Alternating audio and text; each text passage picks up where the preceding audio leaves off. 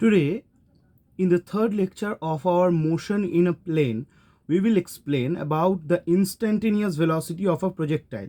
Instantaneous velocity এর মানেটা কি?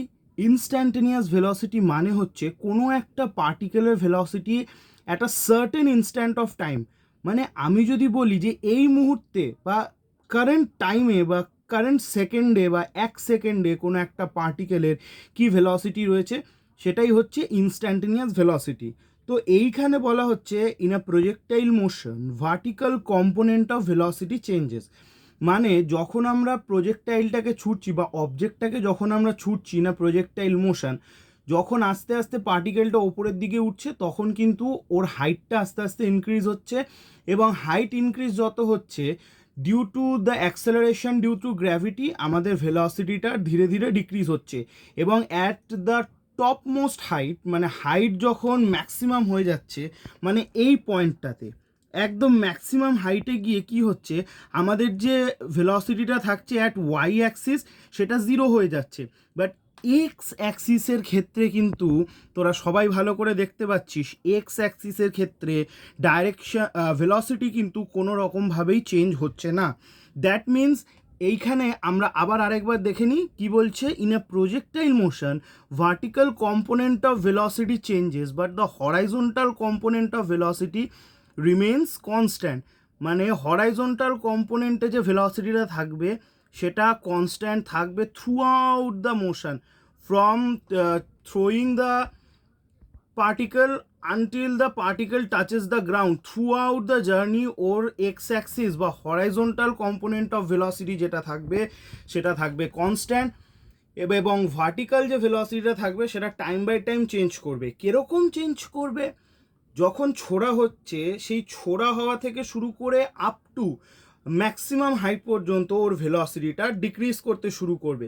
তারপর আবার যখন ম্যাক্সিমাম হাইট থেকে গ্রাউন্ড টাচ করা অবধি থাকবে ততক্ষণ পর্যন্ত কিন্তু ওর ভেলোসিটিটা ইনক্রিজ করতে থাকবে। এইবারে আমরা চলে আসি কি বলছে এখানে, বলছে let vi be the instantaneous velocity of projectile at time t. Direction of this velocity is along the tangent of the trajectory at point p. এইটা পয়েন্ট পি ট্র্যাজেক্টরির দিকে ডাইরেক্ট করছে। আচ্ছা, ভিআই ইনস্ট্যান্টেনিয়াস ভেলোসিটির যে ভেক্টরটা সেটাকে আমরা কিভাবে দেখাতে পারি? এই দিকে চলে যাচ্ছে এক্স অ্যাক্সিস বরাবর ভেলোসিটিটা, এই যে এই দিক বরাবর এক্স অ্যাক্সিসে ভেলোসিটিটা চলে যাচ্ছে ভিএক্স। সেই জন্য এক্স অ্যাক্সিসে যেহেতু রয়েছে তাই ভিআই এর জন্য এই এক্স অ্যাক্সিসে থাকার কারণে ভিএক্সটাকে আমি আই ক্যাপ দিয়ে দেখাতে পারি, আর ভিওয়াইটা যেহেতু ওয়াই অ্যাক্সিসে রয়েছে তাই এটাকে জে ক্যাপ দিয়ে আমি দেখাতে পারি। তাহলে আলটিমেটলি পুরো ভেক্টরটা কি দাঁড়াচ্ছে? Vi vector is equal to vx i cap plus vy j cap. এবার হরাইজন্টাল কম্পোনেন্ট অফ ভেলোসিটি কীভাবে বার করতে হবে? ভেলোসিটি আমরা জানি, আগের দিনই আমরা একদম ফার্স্ট লেকচারটা যদি আমরা ফলো করি তাহলে এক্ষেত্রে আমাদের velocity component about x Axis কত ছিল? এটা ছিল হচ্ছে ইউ কস থিটা। এই যে হরাইজন্টাল কম্পোনেন্ট অফ ভেলোসিটি কত, সেটা হচ্ছে ইউ কস থিটা। তাহলে হরাইজন্টাল কম্পোনেন্ট অফ ভেলোসিটি এখান থেকে আমরা পেয়ে যাচ্ছি U cos theta. Velocity in vertical component after time T কি দাঁড়াতে পারে? আচ্ছা, ইনিশিয়ালি কত ছিল? আচ্ছা, ইনিশিয়ালি আমরা এখানে পেয়েছিলাম initially u sine theta. First lecture থেকে ইউ সাইন থিটা আমরা ইনিশিয়ালি ভেলোসিটিটা পেয়েছিলাম। অ্যাক্সেলারেশন কত রয়েছে? অ্যাক্সেলারেশন রয়েছে মাইনাস জি। কারণ কি? কারণ গ্র্যাভিটেশনাল অ্যাক্সেলারেশন সবসময় ডাউনওয়ার্ডস কাজ করে। আচ্ছা, তাহলে এবার ওয়াই অ্যাক্সিসে আফটার টাইমটি আমরা কতটা ফাইনাল ভেলোসিটি এক্সপেক্ট করতে পারি? Vy is equal to u plus at, যেটা নর্মাল আমরা motion in a straight line থেকে পেয়ে এসছি। তাহলে এখানে যদি আমি ইউ আর এর ভ্যালুটা বসিয়ে দিই তাহলে ব্যাপারটা কী দাঁড়াবে? Vy is equal to u sine theta, যেটা ইউ এর ভ্যালু, মাইনাস জিটি। ব্যাস। এবারে যদি আমাদেরকে বার করতে দেয় magnitude of the vector vi এটা, তাহলে কীভাবে বার করবো? Mod of vi is equal to root over of vx square plus vy square. তাহলে এবার ভিএক্সের জায়গায় বসিয়ে দেবো ইউ কস থিটা তার হোল স্কোয়ার, আর ভিওয়াই স্কোয়ারের জায়গায় বসিয়ে দেবো u sine theta minus GD তার whole square.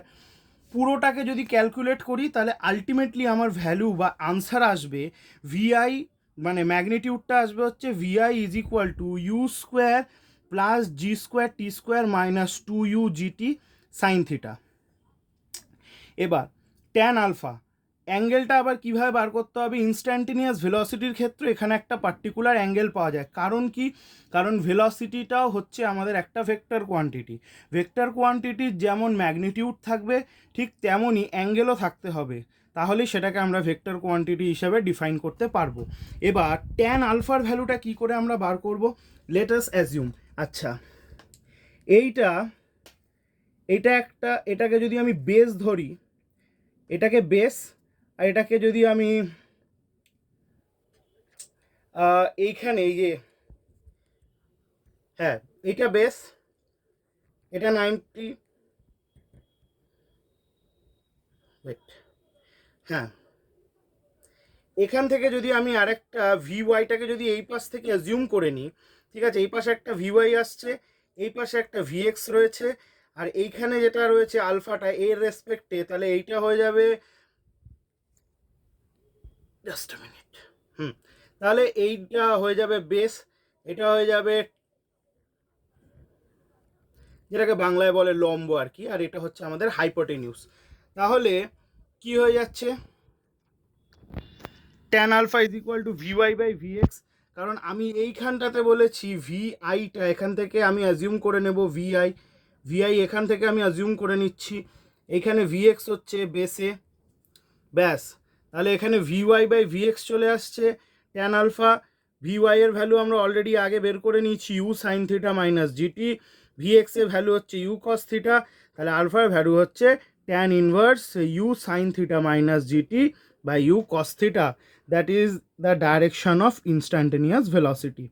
So this is how we can solve the instantaneous velocity of a projectile motion. এই হচ্ছে পুরো নোটস। সো এই পুরো চ্যাপ্টারটা পড়ানোর পরে আমি কমপ্লিট নোটসটা অ্যাটাচ করে দেবো, কোনো চিন্তা নেই এ ব্যাপারে। আর এই ব্যাপারে যদি কোনো রকম ডাউট থেকে থাকে কমেন্ট সেকশানে তোরা অবশ্যই জানাবি। আজকের মতো টাটা।